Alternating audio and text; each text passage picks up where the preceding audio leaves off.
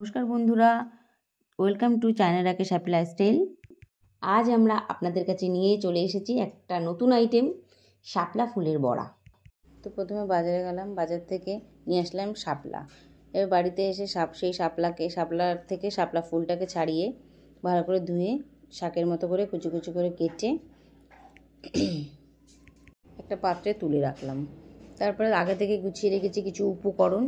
তো তাতে দিয়ে 1 চামচ হলুদ গুঁড়ো, স্বাদ মতো নুন, সামান্য চিনি, অল্প একটু কালো জিরে, সুজি, বেসন আর গোটা একটা ডিম দিয়ে ভালো করে মিক্স করে ঝালের জন্য 2টো কাঁচা লঙ্কা কুচি করে দিয়ে দিলাম। 4 মিনিটের জন্য এটা ঢাকা দিয়ে রেখে দিলাম। নাড়িয়ে চাড়িয়ে লাল লাল করে ভেজে তুলতে হবে। তো ফাইনালি আমাদের রেডি শাপলা ফুলের বড়া। শাপলা সম্বন্ধে তো আমরা জানি বাংলাদেশের জাতীয় ফুল। তো শাপলা এই আইটেমটা বহু লোকের বহুদিন ধরে অনেক ডিমান্ড করছিলেন, জানতে চাইছিলেন, দেখতে চাইছিলেন। তো তাই জন্য আমরা আপনাদের সামনে নিয়ে এসেছি আজ শাপলা ফুল। দুই বাংলায় খুবই বিখ্যাত একটা আইটেম শাপলা ফুলের বড়া।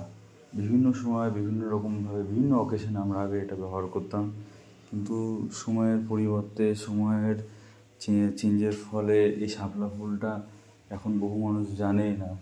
হয়তো তারা জানেই না যে এটা একটা খাবার দিয়ে বা এটা দিয়ে কোনো একটা আইটেম তৈরি হয়।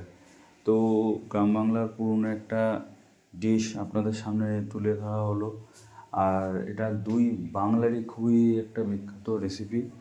আশা করি আপনাদের সবার খুব ভালো লাগবে। সাথে থাকবেন, পাশে থাকবেন, দেখতে থাকবেন চায়না রাকেশ হ্যাপি লাইফস্টাইল। তো আবার দেখা হচ্ছে।